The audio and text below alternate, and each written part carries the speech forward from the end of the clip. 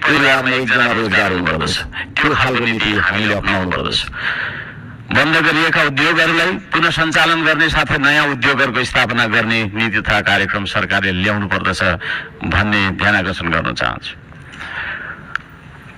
9 नम्बरमा जनताको सेवा सुविधा विकास र समृद्धिमा सार्वजनिक हितका लागि प्राकृतिक स्रोत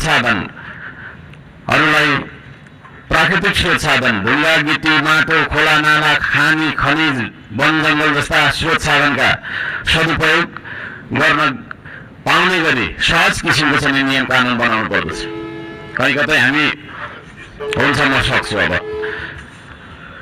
र यी सम्पूर्ण स्रोत साधनलाई परिचालन गरेर चाहिँ हाम्रो देशलाई समृद्ध बनाउनतर्फ हामीले ध्यान दिनुपर्दछ भनेर भन्न चाहन्छु। म यहाँ शुभकामना मात्रै दिनुभन्दा सरकारको नीति तथा कार्यक्रमको कुन दिशामा जानुपर्दछ भन्ने एउटा सल्लाह सुझाव र प्रस्ताव प्रस्तुत गर्न चाहन्छु। प्राकृतिक संरक्षण गर्नुपर्दछ, संस्कृतिको प्रवर्धन गर्ने र प्रकृतिको विकास गर्ने नीति सरकारले लियोस्।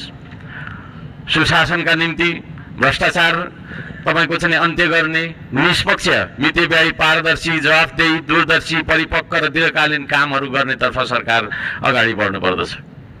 देशभरि शान्ति सुव्यवस्था कायम गर्नका लागि आवश्यक उपायहरू अपनाउन जरुरी छ। खाने पानी, स्वास्थ्य, शिक्षा, सडक, बिजुली बत्ती जस्ता आधारभूत आवश्यकताहरू परिपूर्ति गर्नतर्फ हाम्रो ध्यान जानुपर्दछ। राम्रोसँग अध्ययन नगरी हतार सरकारले ल्याएका कार्यक्रमहरू लागू गर्नु हुँदैन।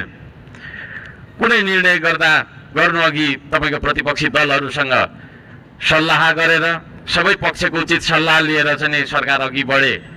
निर्णय गर्दै पछि हट्नुपर्ने नियतिबाट होइन सरकार बच्न सक्दछ।